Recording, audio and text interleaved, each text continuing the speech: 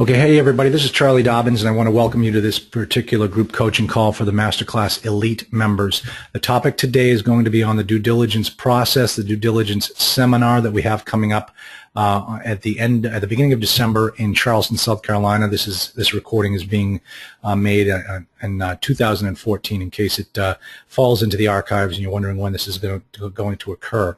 On this particular conversation, I would like to just run through a portion of this website, this sales page that we have for the due diligence seminar, and I really want to kind of go over a couple of points that we bring up in the weekend process, so that you'll have a better understanding of exactly what it is. And if you can't make it for the weekend, you know, at least this particular conversation, you'll be able to pick up some pointers. So what I want to talk about are these bullet points here about what you will learn at the due diligence seminar, and I'm going to go through it point by point. First off, it says how to get all the information from the seller to get the deal closed. Now, let's talk about what we mean by the information from the seller. There's a schedule called Schedule 1, and that particular schedule lists all the information that the seller needs to give to you in order for you to start the due diligence process. Now, the way that we've written our letters of intent, and believe me, we've learned this the hard way, and we've done this so many times, and it really protects you as the buyer. What we do is we create two different dates on the purchase and sale agreement. One of them is the effective date, and the other one is the execution date. Now, that is a curveball for many sellers and their attorneys. But we've done this so many times, we know that this is the proper way to do it. Now, what I mean by execution date is that's the date that everybody signs the contract. So the last date is effectively the execution date of the contract. Then we have what's called the effective date. And the way we define the effective date is that is the date that the seller has given you all of the information on the Schedule 1. So that is not a date certain. That's a floating date. That could be the day you execute the contract, or that could be never.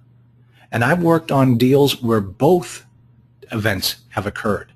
I've worked on deals when the moment we sign that purchase and sale agreement, the seller comes with a big 3-ring binder and gives you everything.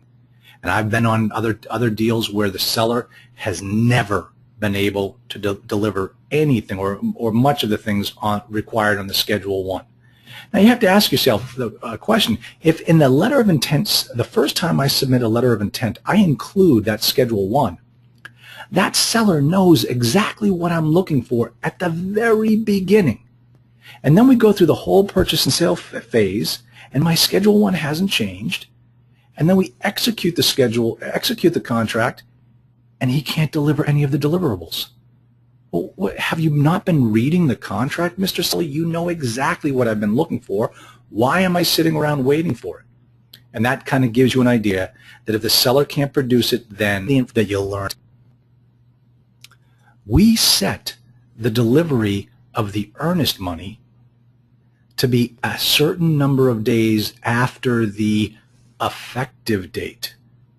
So we don't even write a check to bind that contract until he has given us all the deliverables.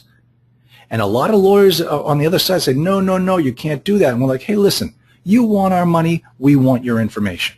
If you can't provide us the information, then why are we going to waste our time and us writing a check?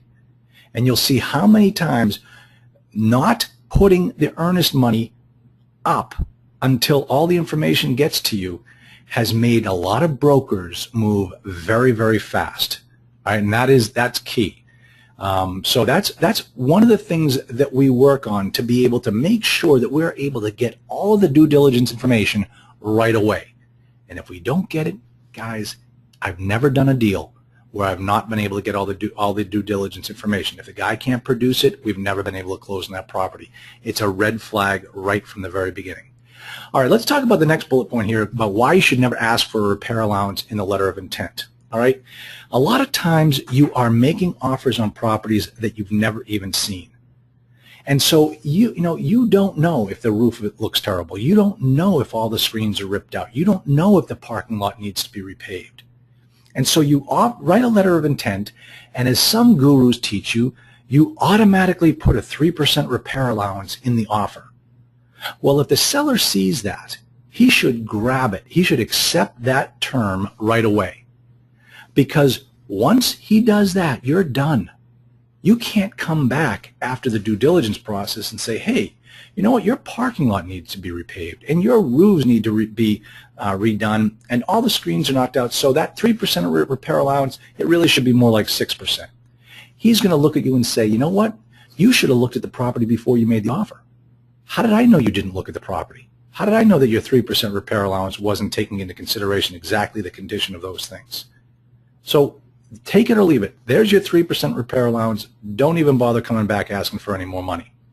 And so when you ask for the repair allowance up front, never having done the due diligence process, you're done. Don't bother coming back because the seller's already given you all that you're going to get. As opposed to where you don't ask for any money up front, you go through the due diligence process and you come down to the 29th day and you go back to the broker and you say, you know what, we took a look at this property and it needs a new roof. That roof is going to cost $100,000. It needs the parking lot needs to be redone. All these other things need to be included. And the only way that we will continue into this contract is if you give us 7% repair allowance. Now, you can't really go up that high because a lot of the lenders won't allow it, but you can get those terms in a different way. So let's say for the sake of this discussion that it's 7%.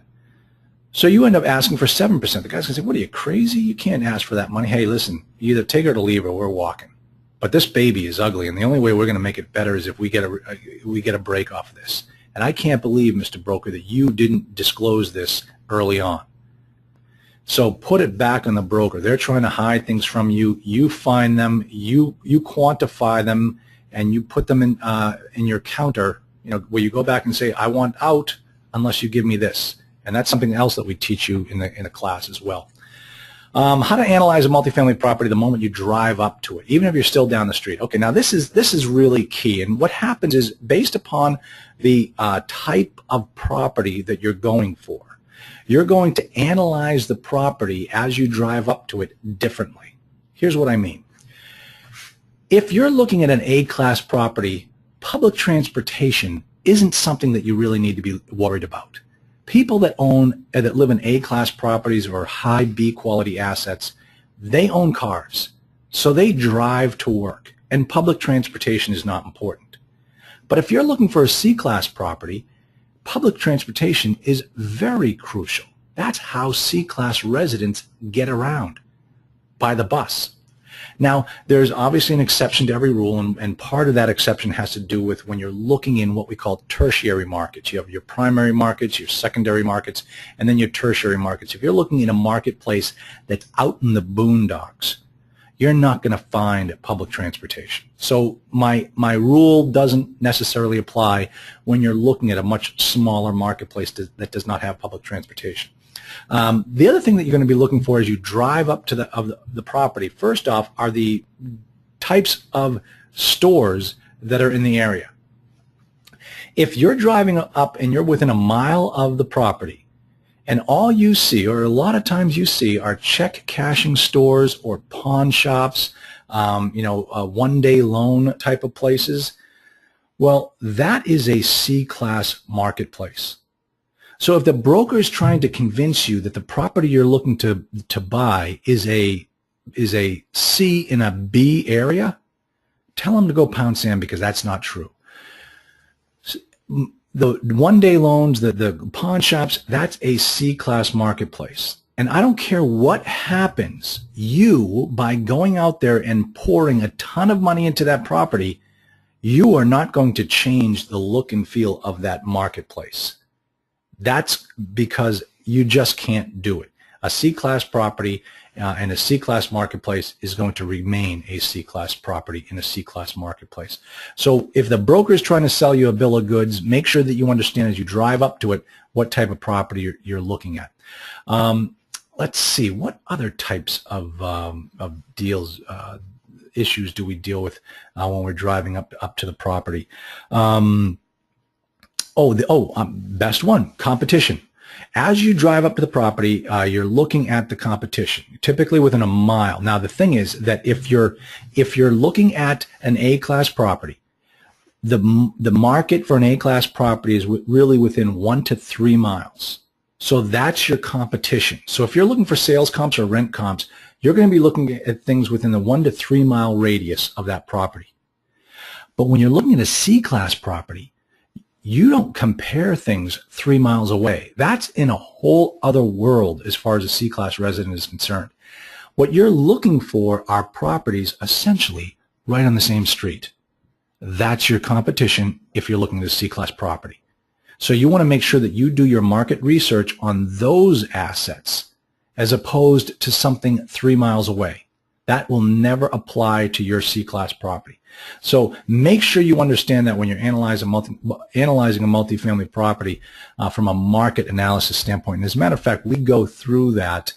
We have a nice spreadsheet. Actually, you're going to see it on the archives coming up as a market analysis, nice spreadsheet that shows all the properties, all the amenities, all the rates, all the rents, and that'll give you a nice one-page template so that you can take it and you can take that information and know exactly what's going on in the marketplace for where you're looking to buy.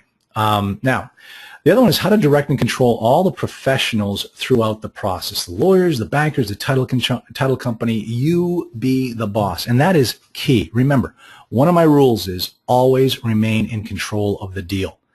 So you have to be the quarterback when it comes to any of these types of vendors.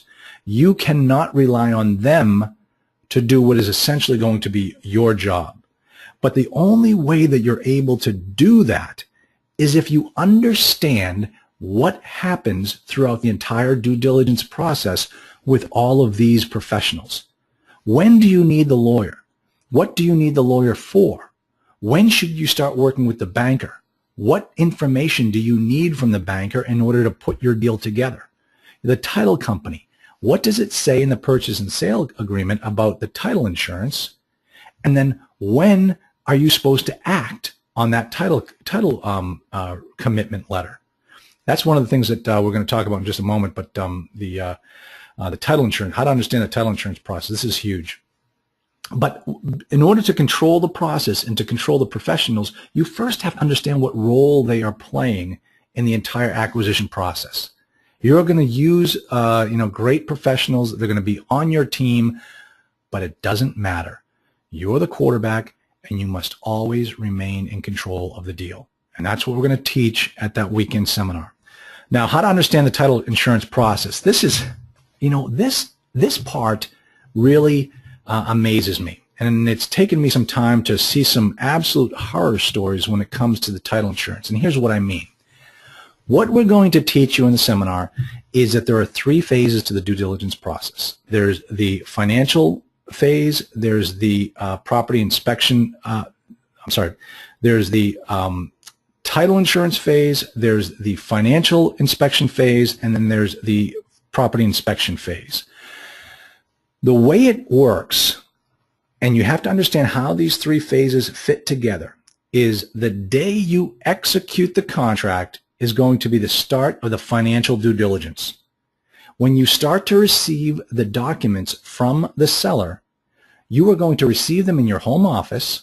You're going to sit down and you're going to go through every single piece of information and you're going to verify it all. And you're going to take the first, let's say for instance that the inspection period is 30 days long. The first 15 days you will spend just going through the financial information.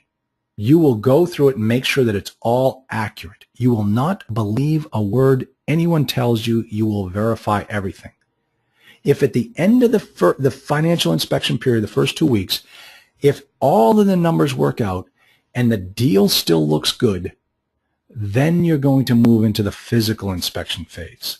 Because up until that time, for the first 2 weeks, you haven't written a check. It hasn't cost you a thing to have this deal under contract except for the earnest money. And that can come back to you. But as far as your expenses go, you have not incurred a dime in expenses in the first 2 week phase of the process. All right. Now, running concurrently with that financial inspection process period is the title insurance process. Now, this is just as important as the financial. It's just as important as the physical. It gets the bum's rush. People don't follow what goes on during the title process. They kind of gloss over it. But this can kill the deal just as easily as anything else. I had a deal die here in Massachusetts just recently for one of my clients because a title insurance company would not insure the property. And once we found out why, we said, hey, great. We're so glad you brought that to our attention. We don't want to buy this property either. We're going to kill the deal based upon the contract, the portion in the contract that talks about the title insurance. So what will happen is while you're sitting home going through the financial information, you're going to get a letter in the mail from a title insurance company. And in that letter is going to be a title commitment letter. And that title commitment letter basically states that we looked at your property, we evaluated the history, we looked at all the problems, all the liens and what have you, and based upon what we found, we are willing to issue you a title insurance policy with these 20 exceptions. You know, it's just so typical of an insurance company to issue you a policy, but they're not going to pay under this circumstance, this circumstance, this circumstance, this circumstance, and it goes on down the list. And you look at it and you say, well, first off, if you're not familiar with it, you're going to look at it and think it looks fine, I'll take it. But what you need to do is you need to go through it, and typically you deal with your attorney, your closing attorney will know exactly what to do, is you will write an exception letter. You will say, I don't want this exception, I don't want this exception, remove exceptions 5 through 15, and then reissue me a title commitment policy, title commitment letter. Now, if they come back and say, no, we're not going to remove those exceptions, what are you going to do? That means the only type of insurance policy you're going to get at the closing is going to have one with tons of exceptions, one that's going to try to get out of paying any claims if ever you have one. So what do? Well, this is when you go back to the seller and you tell them I got a problem. But if you don't know to do that and you miss the deadline in the purchase and sale process, purchase and sale agreement, you're going to end up with it with this. You'll never be able to change it. You'll have to buy it, and you end up getting a property that if ever there's a problem in the future, you're going to eat it. So you need to understand the title insurance process, and we go through that in detail during the due diligence seminar. Now, next thing is how to kill the deal and then resurrect it, and better than before. Here's what we teach. The day that you execute the purchase and sale contract, you are also going to draft a letter dated, if your inspection period is 30 days, you're going to date this termination letter 29 days later. And it's basically going to say, I want out of this contract. Please take my earnest money off the table and give it back to me. Now, the reason why we do that is because if you're on a boat somewhere and you want to get out of this deal and nobody knows where you are, your lawyer has this termination letter so you can terminate the deal and make sure that your money does not go hard. And that's the key point, is we really want to make sure that your earnest money never goes hard until you're ready. And if you're not ready, don't let your earnest money go hard. But what happens is by the 29th day, we will know what's going on with this deal. We will know if this deal is worth it or if we need to go back and revise it. And so what we do is with that termination letter, we say, listen, we looked at your baby. Your baby is not as pretty as you thought it was, and it's not as pretty as you told us it was. So we are going to have to revise the terms of our offer, and this is our new offer based upon what we found in the due diligence process. Now, if you like this, let's rewrite the purchase and sale agreement and get this deal back under contract. If you don't like this, well, then I'm taking my earnest money and I'm going home with every penny that I put up there, and we'll just shake hands and leave as friends. Now, this process ticks off the brokers. I don't care. I don't care that the brokers are mad when I terminate a deal. The deal has to be exactly what it needs to be for me to go forward. And how many times do you think When I finally get through the due diligence process, this deal doesn't look anything like what the broker showed me 30 days before, almost 100% of the time. So never be afraid to kill the deal. Never be afraid to take the deal out of contract and then work towards getting it put back together again afterwards. Just don't put your money at risk. Now, here's the thing, and this is what a lot of people gloss over. If we wrote the purchase and sale agreement so that there was a 30-day inspection period, and then after the 30-day period, there was a 30-day financing period, contingency period. So that means that I look at the property for 30 days, and then once I look at it, and if I go into the 31st day, now I have the financing contingency, and if I can't find financing that I like, well, then I can get out of the deal and get all my money back. That is typically true, but here's the caveat. For the first 30 days, your ability to get out of that deal is unconditional.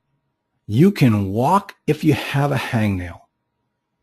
On the 31st day, your ability to walk becomes conditional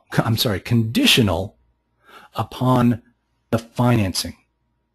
What happens if you get killer financing? Can you walk? Well, typically we write the purchase and sale agreement so that the financing contingency ability is broad enough to drive a Mack truck through. But I have been involved in situations where once it got into the financing period, the seller didn't want to give the earnest money back, and it got ugly.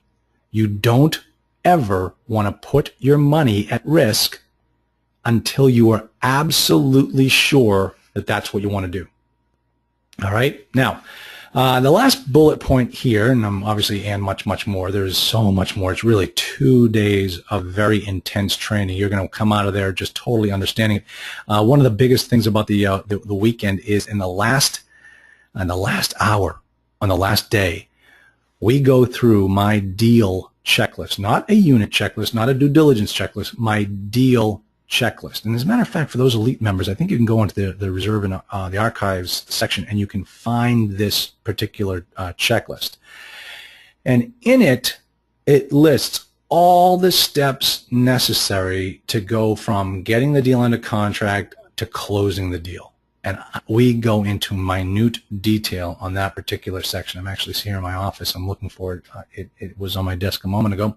And it's not here, but you can pull it down off the website, off the membership site. So those are some of the things that we will be going through in depth. When you come out of this process, you will just have total confidence in understanding what it takes to get a deal done, and that's the whole purpose of what the Masterclass program is to align your abilities with your ambitions, and we are fixing your abilities so that you never have to worry about what happens if I get a deal under contract. We've got that taken care of for you. So, all right, now the final point here before we start getting into questions is how to get every unit inspected by a property inspection professional for free. Now, one of the things that I always want to stress here is that this is a business. With any business, especially with the multifamily business, you have to watch your pennies. And so I always try to give you ideas and give you different ways to save money throughout the entire process.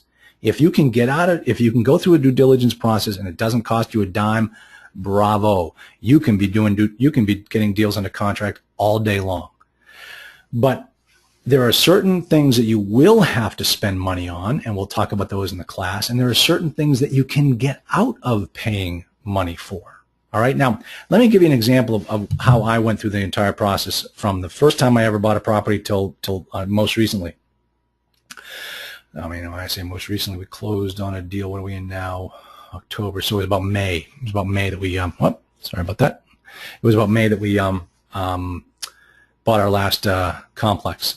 Okay, so my first deal, 40-unit deal, I actually hired a house inspector, a home inspector, to come and look at all 40 units. Now, this guy must have thought he hung the moon, because I paid him, I think it was $25 or maybe, no, it was $25 per unit, and he had 40 units. And he spent all day doing it. I wrote him a check. He gave me a report, and that was how I did my first inspection. Well, as you go through it, and as you become more proficient at understanding the due diligence process, what you're going to find is the most important part of the due diligence is the financial inspection, the financial work you did back in your home office. If it doesn't get past that, you are not even leaving your office. You're killing the deal. You're asking for your money back, and you're not even going to get on a plane or get in the car to go see this property. But if you get to the property inspection stage, now you have to understand how much is it going to cost me to have this complex inspected. Well, the way I do it now is I find a property management company. Now, obviously, I'm now my own property management company, but back in the day, I went and I found a property management company. I interviewed them, and then I said, hey, will you come in and give me a property inspection report on the whole entire complex if, I choose you and you become the third-party manager on this property? Will you do that? Most property inspection companies, if they're large enough, if they're qualified enough, have qualified property inspectors on their staff who will come in and do all the inspections necessary for you. Now, that's one way to do it where you don't end up having to write a check. And they have to understand, like, hey, if the deal falls through, you're not going to get anything. So don't think that if the deal falls through, you're still going to pay, I'm still going to owe you, $3,000. No, if the deal falls through, we're walking away, shaking hands, I'll get you on the next one. So that's one way of getting the property inspected and having it not cost you anything. Now, what we do is, because I own my own property management company, I end up hiring a company to come in and do an inspection of the big things. And what I mean by that is I want them to look at the HVACs, I want them to look at the roof, foundation, drainage, all of those big things. But there's only one person who's going to be going through every single unit, and that's me. And here's why. What I have found over time is that the people who do the property inspections by unit do not own and operate multifamily property. So when they go in there and they look at a property, they look at a unit, they look at things differently than I do. See, they come up with a whole checklist of what needs to be done and what's good and what's bad. And I come in there with a totally different perspective. Here's how I do it. Very simply, when I stand at the door of that unit, I ask myself one question. If I owned this property tomorrow and these residents moved out the next day, how much is it going to cost me to turn this unit? And when I understand, when I look at a unit with that set of eyes, then I start to come up with different numbers than the property inspector does. I mean, the first thing I do when I look at a property, when I walk into a unit, is I smell.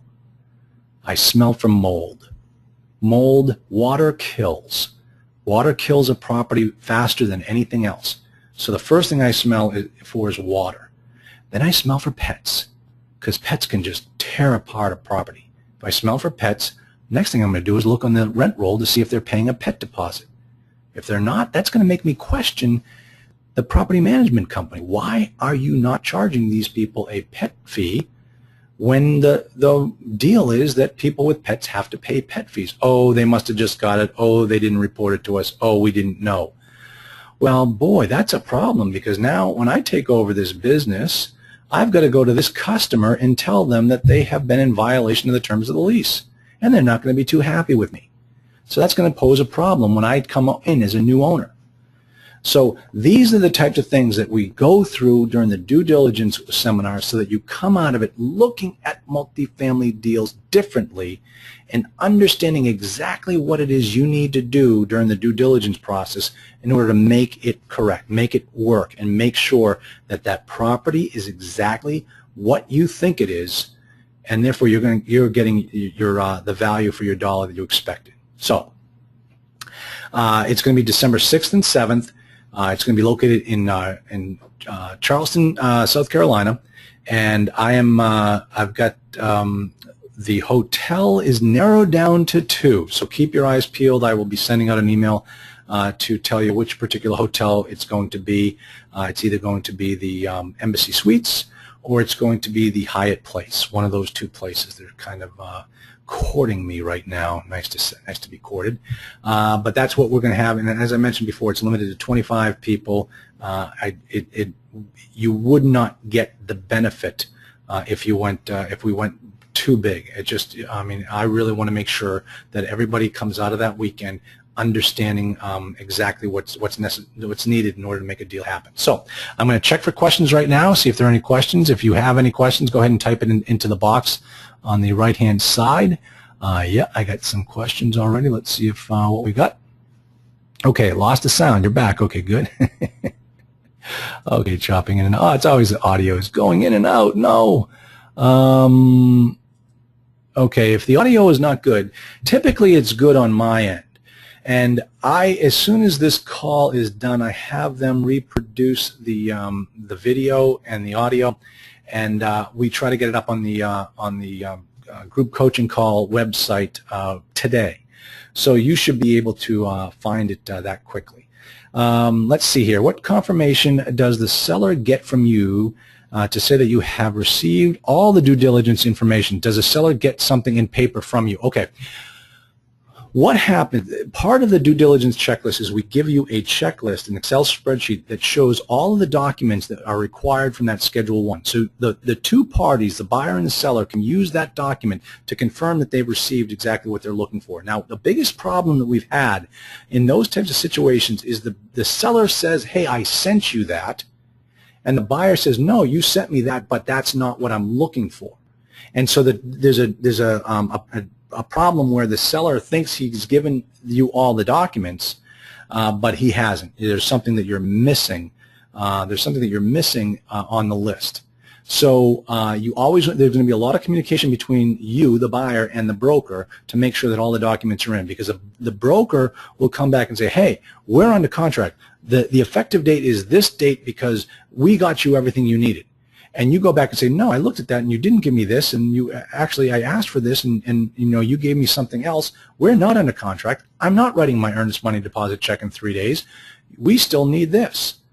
And that's typically when you have those types of conversations, that means things are going well. That means you're getting all the information you need, and ultimately you're going to go into contract on that particular deal, and you're going to bind the contract with the consideration in the form of the earnest money deposit.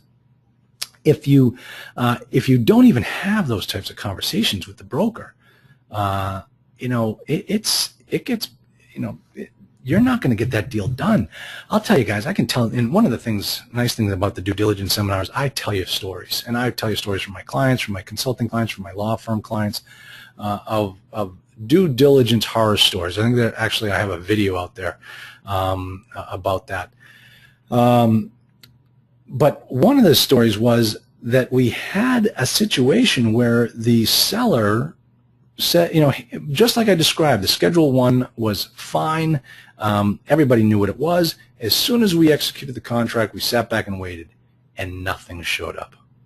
And we kept going back to the broker saying, hey, what's going on? Are we going to get this information? Oh, yeah, the seller's working on it.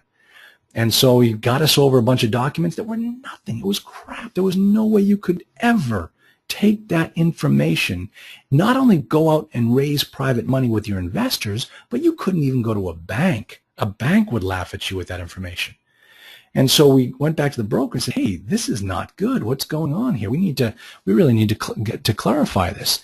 And then they came back and said, oh, well, the seller, who is from California, is actually coming out to the property this weekend to go through your list and to get you everything that you need. Now, this property had been under contract before. And of course, when it was under contract before and it fell through, what reason did the broker give as to why the deal fell through? The answer is the buyer could not perform. That's like the knee-jerk dog whistle response among brokers when the deal falls through. But if the buyer got the same amount of information that we did, no one was going to perform in that deal. But the broker's out there blaming it on the buyer. So now it was our turn. And we said, hey, well, if the buyer couldn't perform, what information did he get that he couldn't perform with? Because if this is the information that you gave that guy, it wasn't an issue of him not performing. Your client, the seller, is not performing. So you need to get us all this information, or we're just going to walk. And of course, while all this is going on, the broker is like browbeating my client, saying, hey, when are you going to write the earnest money check? Hey, when are you going to deposit it? We're not under contract. We're not bound. There's no consideration. And we said, hey, you read the contract. You signed the contract. You know exactly what has to happen, and you're not performing. So don't, come back and see us when you're ready to roll. Well, let me check for a couple more questions here. Some more have just come in. All right, you're fine now. Okay, let's see this one here. All right, for the financial due diligence, where can we get the current market cap rate for B properties in the local market if it's a secondary or tertiary market? Brokers will estimate cap rates, but they work for the seller. Exactly. Okay, so here's what I did. Is when I need to find the cap rates, there are two essentially impartial third parties that can give you the proper cap rates. One of them is a bank. A local lender will tell you what cap rate they're using to value those types of properties in their marketplace. That's number one. Whoops, sorry. The second one are the tax assessors. The tax assessors know exactly what cap rate they're using for particular properties. Now, I'll give an example. I had a property in a secondary market. And, we got the tax bill came in and it went up, but our NOI went down. And we thought, well, the tax assessor has not seen our NOI. So all I need to do is pick up the phone and call the assessor and ask him what cap rate they use for this type of property. Now, in my mind, I kind of knew because I'd been talking with our bank and I knew what the bank's number was. So I called the assessor's office and I said, hey, what cap rate are you using? He gave me the exact same number. And I was very happy to hear that because now I have two variables solved. Now I just need to solve for the third. And so the variable that I solved for was the value that the tax assessor should use in his estimation of what my taxes were. And based upon my change in NOI, my valuation came down. And it was below what the assessor had pinned for it. So what did I do? I picked up the phone, I called the assessor, and I said, hey, I'm coming up with a different valuation. My NOI is obviously lower. I'm using your cap rate. And the assessor said, send me over your NOI, your trailing 12, and I'll revise it. I put the trailing 12 in the mail. I sent it to him. About a month later, I got a revision to my valuation, and my taxes came down. So those are the two places that I would go because they're impartial, objective third parties that can give you better cap rates. I would say, and obviously the caller here understands this, these brokers will estimate cap rates that work for the seller. And that's absolutely true. That's why, it's hard to go to a source like LoopNet and try to determine the cap rate based upon the properties that are listed in that marketplace that you're looking at. Because I've seen them all over the place, and it all has to do with the fact that the asking price and the NOI are so crazy out there that you really can't use those types of sites in order to determine the cap rate when you're coming up with the valuation. Okay, so I have one more question here, and if anybody has any more, please type them in. We've got plenty of time. I'll go as long as I have to, or we can end early today. What happens to rentals during an economic crash? How do you protect yourself from situations like that? Okay, well, when you say economic crash, think about this for a second. Let's put yourself in the situation of an owner and of a tenant. You're dealing with customers and you're dealing with owners. The guy that owns the retail store and the customers that come through his door every day. Remember, if you go back and look on the multifamily offer workshop video that we just put up last week, or I guess we did it on Monday. If you go and you take a look at that, you'll see in the trailing 12 that we used, the seller or the owner actually was using a gain in loss figure and a gain to lease and a loss to lease figure. Very strange to see that on the same way on each property. Now, what that means when your property is, when your rents are above the market, it's going to show up on your trailing 12 as a gain to lease. Now, if you were looking to buy a property and all they had on there were gains to lease, what does that mean as the owner of that business in the event of an economic crash? That means that if the economy crashes and you've got a lot of rents above the market, you're going to be the first one hit hardest. Those tenants are very elastic. They will move for, especially C-class residents, they will move, or I guess the term would be inelastic. They will move for the smallest changes in rent. If you go up on their rent by $25, they'll move to the guy across the street. If it's an A-class resident and you go up by $25, they won't even flinch.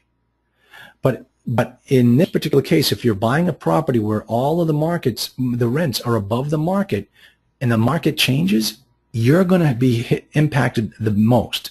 And that's why when you have a property that's got a lot of gains to lease on the trailing 12, banks don't like that. Just for that reason. It's too risky.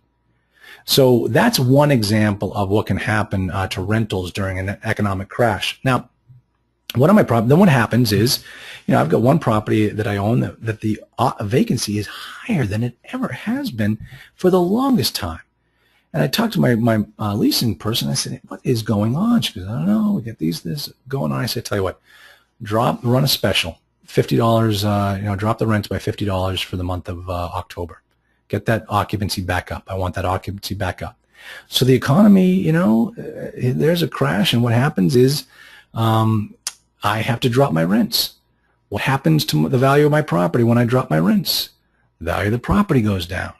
So, these are the things you always have to deal with when you're dealing with, the fact that you're buying a business in an economy that is, fluctuates. You just have to always be prepared for these types of things and make sure that you can manage well towards them. Now, I've had some properties where, I purchased them in 2007. Those properties were purchased essentially at the height of the market. Now, because I purchased them correctly, I still own them, and they're doing well. They're not doing great, but they're surviving, and I'm waiting for the next economic upturn. And then I bought some properties where I didn't buy them correctly, and I gave some of those properties back to the bank. I had to. The economy crashed. There was nothing that we could do about it. But that's why I am so adamant about teaching you how to do this business the right way so that you're always prepared regardless of what the economy is doing. You've purchased it correctly, and that thing is going to be your baby for as long as you need it to be. So that was my last question. If anybody has any more, I'm going to give you like 30 seconds up. Yes, that person. Yeah, I tell you what, it's the person just asked me if they can speak to me. Obviously, they realize that they're on the West Coast and I'm on the East Coast. Tomorrow might be better for a California call if you want to just try that, or just shoot me an email. I might be able to get to it tonight, but it's getting late in the day here on the East Coast.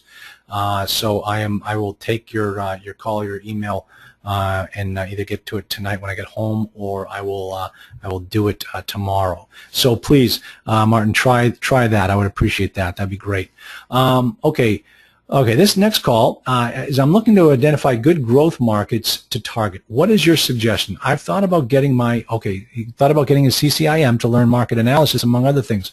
What are your thoughts on that? Okay, and obviously, folks, this is coming from a new elite member because they haven't heard me talk about this right now. First off, the CCIM designation has got nothing to do with being a good market analyzer.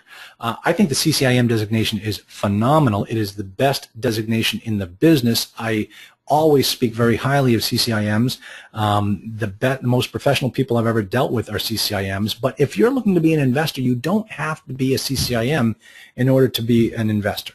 Now the question goes to finding the right markets, and this is crucial. I'm going to give you some real pointers here. First off, the way I think you should look at it is by saying that you have to understand what you're trying to do right now is to build a business. You are looking to build a multifamily and real estate investment business. And that means that you are going to be getting up and going to an office and managing people. You know, if your objective is to own 1,000 apartment units, you don't do that in one deal. You have to do that by building up a portfolio of assets. And to build up a portfolio of assets, you need a vehicle to do that. And the vehicle to do that is a business. So you are getting into the business of owning and operating multifamily property. Where do you want to run your business? Where do you picture yourself working 5 years from now? Is it in your backyard? Well, then look in your backyard. Is it in Texas? Well, then start looking in Texas. But the thing you need to understand is that deals can be found anywhere. Don't think for a second that you have to go to Texas or Dallas, Fort Worth, because that's what some guy is trying to sell you. You have to picture where is your life going to be 5 years from now, and then proceed accordingly. That's the vision I want you to have. Don't be dragged into this whole concept of emerging markets. Every market has deals. The question is, where do you want your life to be? That's the most important thing. Because I'll tell you, I owned property all over the country, and it wasn't fun. It took so much time. You know, typically 1 week every 60 days, I would get in a flight, and I'd fly all over the country just to look at my properties. What a waste of money. What a waste of time.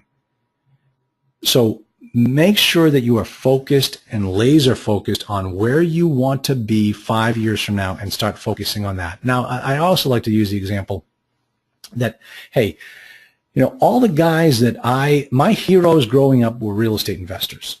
They were the richest guys in town. And you know what? They all made their millions in my town. None of them went to Dallas, Fort Worth to make their millions. They all did it right in my backyard. Millions are being made in backyards. Again, don't think that you have to go and find some emerging market because somebody wrote a book. All right? All right, next question. Hopefully that answered your question and I didn't upset you too badly. Let's see here. All right, what do you think of the real estate economist Homer Hoyt's theory of an 18-year real estate cycle? I recently read about it and would like to hear your opinion. Well, my opinion has not, Andrew, I'd like to say that my opinion on this theory has not been formed as of yet, but I can guarantee you, if you can send me a link to his information, I'd love to take a look at it. An 18-year real estate cycle. That's interesting. I've heard of 7-year real estate cycles, but not 18 years. And I've also heard that different markets have different cycles as well. You know, and I like, obviously, you can see it when you're looking on the coasts versus in the middle of the country. Obviously, Cincinnati. Talk about slow going. 1%, 2% growth a year. But then you go out to San Francisco and New York City, then you're going to see a much faster growth. So different areas go through different cycles at different paces than other areas. But definitely, Andrew, send me over that link. I'd love to check it out and evaluate it and see what my thoughts are. I'll be more than happy to talk to you about it. I might even make it a blog post coming up once I had a chance to look at it. So, all right.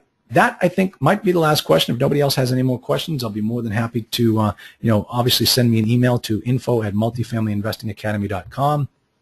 Now, if you're in the master class, the due diligence seminar is $497 for the 2 days. If you're not in the master class elite program, it's $1,497. If you are in the elite program, you received a special email with the correct link that charges you that $497 rate. Only use that one if you're an elite member. Don't use the other one, the one that I sent out to everyone else. I want to make sure you just use that one. So, hey everybody, I hope this was helpful. I've got some great topics coming up in the next couple of weeks. I've already got them lined up for our next group coaching calls. And more importantly, as I always say, if you're not making offers, this is nothing more than an expensive hobby. If you're making offers and you need any help with them, need help looking over your shoulder, please contact us. That's why you're in this program. That's what we're here for. We want to make sure that you do this business the correct way, and that's why we're here. So, hey, thanks everybody. I hope you have a great night and a great upcoming weekend, and I will chat with you all later. Thanks.